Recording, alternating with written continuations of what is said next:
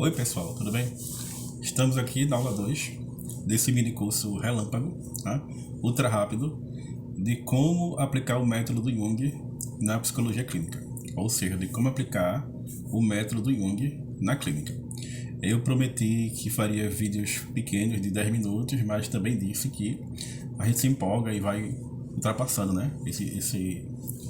Esse tempo que a gente mesmo coloca, porque a proposta não é fazer nada tão denso, não é fazer uma leitura filosófica do método, uma leitura epistemológica do método, e tome, aceitar Kant e tal. Veja, tem outros vídeos aqui no canal em que eu falo de Kant, em que eu falo dos filósofos, de William James, né, em que eu falo do pragmatismo, né, das influências intelectuais do Jung, Theodor von Oer, Pierre Janet, né, a relação do Jung com a psicanálise, com Freud, enfim, tem vários vídeos assim aqui no canal.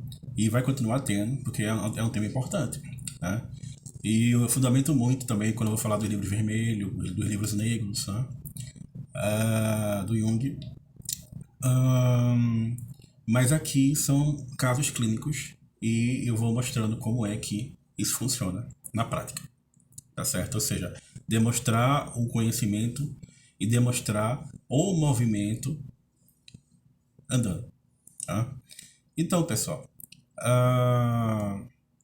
na última aula eu falei de um caso que o Jung relatou de um paciente que dizia que era Cristo e que no hospital psiquiátrico, quando os enfermeiros foram colocar a camisa de força dele, ele disse que era o momento da crucificação dele e uma lâmpada estourou no teto e Jung observou, descreveu o fenômeno e disse que a partir da amplificação, ou seja, traçando um paralelo, a gente pode perceber que no momento em que Cristo foi crucificado, segundo a Bíblia, segundo os evangelhos, houve um eclipse. Então tá lá o paralelo, a sincronicidade, a função criadora da psique, criadora de sonhos, de visões, de mitologemas, né?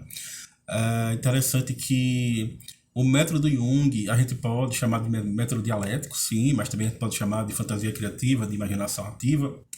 Eu gosto muito de chamar de imaginação ativa, porque o método dialético pressupõe um tanto que a gente vai debater com o paciente, não é isso. Ninguém vai levantar tese para refutar a tese do outro, não é isso. É que existe uma psicodinâmica que ocorre entre a consciência e o inconsciente, e um vai tentar compensar o outro, e é necessário que ambos se ouçam, porque quando eles começam a agir a partir de uma sincronicidade, ou seja, a partir de uma coincidência com o significado, nós vamos nos curando, nos transformando, e quando eles estão desregulados, meramente opostos, sem a sua complementação, nós adoecemos. E aí vem a neurose, e aí vem a síndrome do pânico, e aí vem o borderline, e aí vem o transtorno de estresse pós-traumático, e aí vem a depressão, e aí vem as nossas doenças, as patologias. Os pacientes chegam aqui na clínica e que o terapeuta também sente e percebe tudo isso na sua própria alma. A psicologia do Jung é uma psicologia com alma, somente a psique pode observar a psique.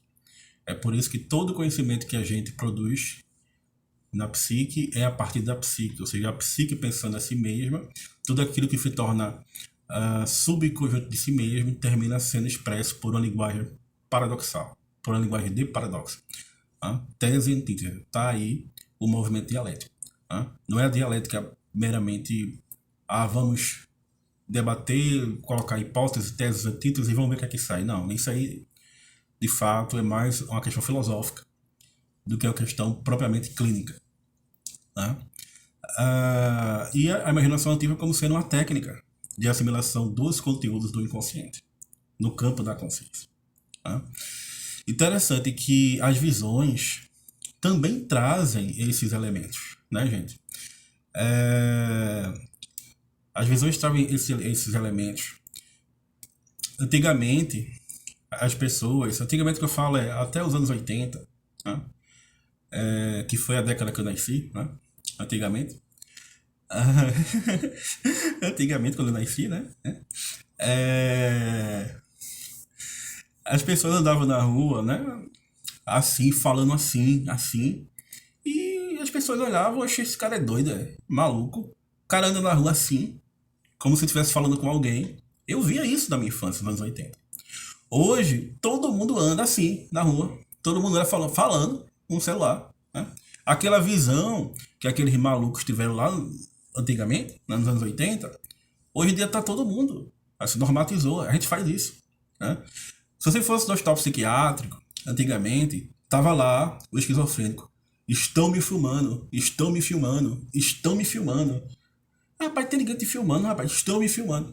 Hoje em dia, onde a gente entra, tem câmera filmando a gente. Hoje em dia, onde a gente for, aqui no Alberto Einstein, se você entrar aqui, você já está sendo filmado. E você anda pelos corredores, claro, que para nossa segurança, claro.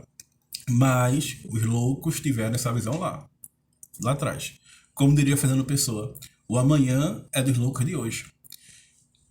Antigamente, existia o chamado, existe até hoje, claro, né? O chamado transtorno obsessivo compulsivo. Eu já tive paciência aqui com esse transtorno.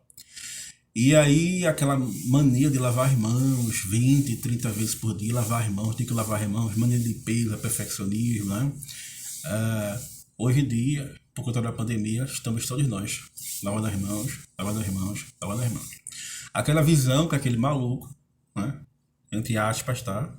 Teve lá no passado, acontece hoje. E isso porque o inconsciente possui uma capacidade de dilatação espaço-temporal. Tá?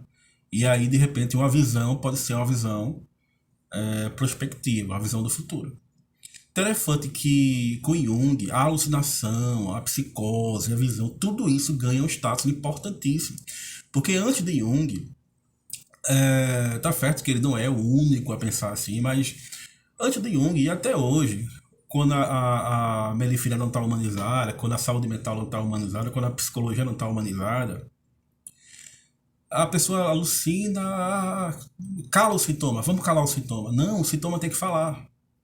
E ele fala por meio da alucinação. O que é alucinação? Alucinação é percepção da ausência do objeto. O que é percepção? É uma alucinação autorregulada, controlada. Se eu estou vendo uma cobra de duas cabeças aqui na clínica, isso é uma alucinação, porque não há objeto, mas há a minha percepção. E a minha percepção é real para mim. É uma verdade psicológica. Já teve paciente aqui que entrou na clínica psicotizando e disse: boa tarde, eu sou psicólogo, o que é que você quer? Aí, não, você é o psicólogo. Ah, você é meu paciente, né? Aí ele fez a terapia todinha, a sessão todinha. Ele era o psicólogo e eu era o paciente dele. Ou seja, ele psicotizou, ele inverteu, ele alucinou. Eu não contestei a fantasia criativa dele, porque eu sei que isso geraria um problema de assimilação do inconsciente. Eu deixei que ele mesmo assimilasse com o sentimento, a fantasia criativa dele. Certo? E aí a visão ganha importância enorme. Os esquizofrênicos viam Cristo, viam a Virgem Maria, e aí os psiquiatras, os psicólogos, isso aí é besteira. Não, Jung ia atrás disso. Ele viu a Virgem Maria, o que é que ela dizia? Isso é imaginação ativa. Como é que isso se relaciona com as questões humanas que a gente vive e tal? Ele viu Cristo, que foi sensacional. Jung ele ia atrás dessas questões. E aí eu vou citar 3 casos clínicos, já que o nosso mini curso é inteiramente feito à base de casos clínicos. Tá? Um é que eu presenciei muito de perto, no hospital psiquiátrico, um professor meu, que ele tinha um paciente lá que fazia 3 meses que não tomava banho. E aí os enfermeiros queriam dar banho nele, nunca conseguiam. Queriam dar banho dele, nunca conseguiam. Até que pegaram ele à força e foram levar pro chuveiro. Porque ninguém estava mais aguentando o cheiro dele. E aí eles diziam: não me leve, por favor, não me leve. E aí perguntava por quê. Aí ele dizia: porque se abrir o chuveiro, vai sair um ácido. E esse ácido vai derreter minha roupa, vai me derreter e tal. Aí a gente, que besteira, isso aí, joga ele lá. Aí ligaram o chuveiro, ainda deram um empurrãozinho nele assim, certo? E ele caiu debaixo d'água. Quando ele caiu debaixo d'água, a roupa dele se desfez. Porque quando um tecido está muito tempo sem ser molhado, quando você joga água, ele se desfaz. E aí eu tive aquela imagem dos judeus na câmara de gás, quando ligava o chuveiro, caía ácido e eles... Né? Gente, esse paciente no hospital psiquiátrico, eu observei isso. Ele teve uma visão. Ele teve uma visão que emergiu do inconsciente coletivo. E a gente precisa valorizar essa visão. A gente hoje vive numa época muito perigosa e numa época muito semelhante à época da Segunda Guerra Mundial, talvez pior. Porque a Segunda Guerra Mundial foi na Europa. Se você tivesse no Recife, como eu estou aqui no Recife, você sabia que nada iria acontecer com você. Só que hoje em dia a gente tem uma espécie de guerra, né, contra um vírus, uma espécie de terceira guerra mundial travada contra micro-organismos. Veja que ironia. Quem diria que a terceira guerra mundial seria travada contra micro-organismos? O mundo inteiro está em guerra contra um vírus. Então, e esse vírus está aqui no Recife. Está em todo lugar. Em todo lugar esse vírus está e pode estar. Ou uma hora estará. A onipresença, né? E também o coronavírus tem um mitologema daquele que vai nos devorar, né? Que para os índios é a cobra grande, é a onça, né? Para a mitologia nórdica é o lobo, é a serpente de Midgard, né?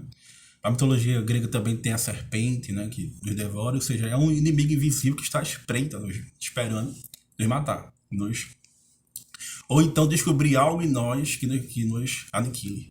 Tá? E tá aí os paralelos com o que esse paciente viveu com uma visão que ele teve, que lembra muito a Segunda Guerra Mundial e que lembra o que a gente está vivendo hoje. É algo muito prospectivo. Né? O segundo caso clínico que eu gostaria de falar é sobre um paciente que eu tive que pensava que era Cristo, de fato. E também, quando ele surtava, alucinava, e quando amarravam ele, seguravam ele dizia que era o momento da crucificação dele, era o momento da crucificação, algo muito parecido com o que Jung observou. Esse paciente passou muitos meses aqui no espaço.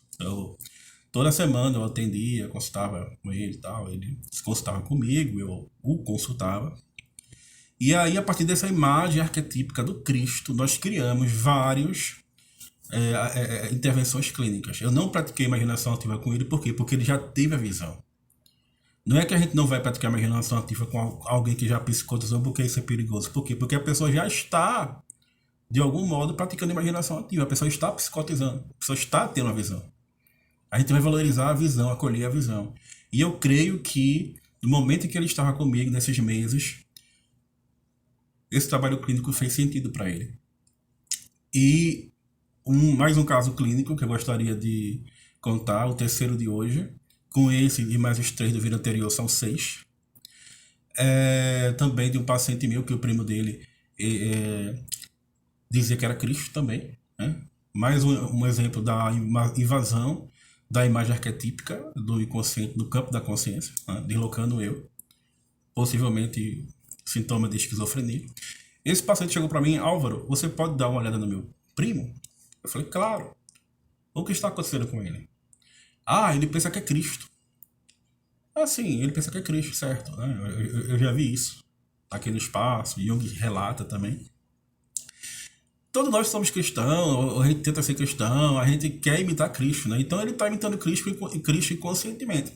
Ele falou: Álvaro, mas aí tem um problema. Qual é o problema? É que ele já entrou na missa, ele foi na fila da comunhão. E quando o padre estava distribuindo a hóstia, as espécies consagradas, ele foi e tomou a hóstia da mão do padre. E quando perguntaram a ele por que ele fez isso, ele disse ao padre: por que você está me sangrando? Por que você está me sangrando? Ou seja, eu sei que isso é um sacrilégio, né? Você entrar na missa e tomar a hóstia da mão do padre. Claro. Tá? Mas esse esquizofrênico, ele estava tendo uma visão que só os místicos tinham, que é olhar para o pão e o vinho e enxergar o corpo e o sangue de Cristo, que não é simbólico, é literal. É o argumento teológico que um padre uma vez me explicou, o padre aqui da Igreja da Soledade, me explicou. É uma exceção à natureza, os acidentes permanecem, mas a substância muda. Então o pão se torna corpo, o vinho se torna sangue. E a gente não entende esse mistério, a gente não entende isso. Mas aquele esquizofrênico entendeu, ele viu o corpo de Cristo na hóstia, ele viu o sangue, ele se identificou com a imagem arquetípica, ele sangrou junto. Gente, isso é incrível. Assim, os insights que a psicologia do Jung traz, os insights que a psicologia clínica do Jung, os insights que a psicologia do Jung traz para a clínica. É uma coisa sensacional. Se fosse qualquer outra leitura, enfim, se fosse uma leitura rasa, diria, são dois, são esquizofrênicos e tal, tome, sei lá, não sei quais são os remédios, que eu já trabalhei junto com o psiquiatra e tal, eu observava os remédios, citalopram, não sei o que, tome isso aí. Vamos calar o sintoma? Não, o sintoma tem que ser vivido, tem que ser falado. Esse é o viés psicológico. Eu não estou desfazendo o trabalho da psiquiatria, estou colocando a reflexão psicológica de um psicólogo que trabalha a partir de Jung. Tá? Então, assim, é sensacional, gente. Esse é o terceiro caso do dia. Eu, como vou me empolgar um pouco mais, eu vou contar mais um caso que é um caso extraoficial, tá certo? Para não virar 11, eu prometi que seriam 10, né? É que uma vez eu estava na supervisão de uma abordagem que era TFC, e aí tem um paciente que dirigia Uber e que de repente parava e ficava devaneando que a vida dele poderia ser diferente, que não sei o que. Aí a supervisora, isso aí, corta, isso aí. Gente, para Jung, essa visão que o motorista do Uber estava tendo é a visão que pode mudar a vida dele, que pode transformar a vida dele. E ele dizia que tinha telepatia com outras pessoas. Isso aí, para o Jungiano, é fantástico. Leitura de pensamento, função pensamento. Não é que a questão do sobrenatural, do paranormal, não. É a questão de como essas imagens arquetípicas se manifestam na vida do sujeito e se manifestam na clínica. Existe o mito do Phaetonte que tentou conduzir o carro do sol. Né? A carruagem do céu, enfim, o mito da parelha alada que o Platão conta também, interessante. Então, são arquétipos paralelos possíveis com o que aquela pessoa estava vivendo. Ouvir aquele sintoma, ouvir aquela visão, enxergar, tentar fantasiar junto com ele, é um dos pressupostos. Eu não diria nem pressupostos, porque fica uma linguagem muito técnica. É a vivência da clínica junguiana. É por isso que eu digo, pode chamar de método dialético, pode chamar do que for, mas o trabalho clínico da psicologia do Jung é fantasiar junto com o paciente. Duas fantasias vão se encontrar, a fantasia do paciente e a fantasia do terapeuta. Essas duas fantasias podem, ao se encontrar, gerar uma sincronicidade, uma relação de significado.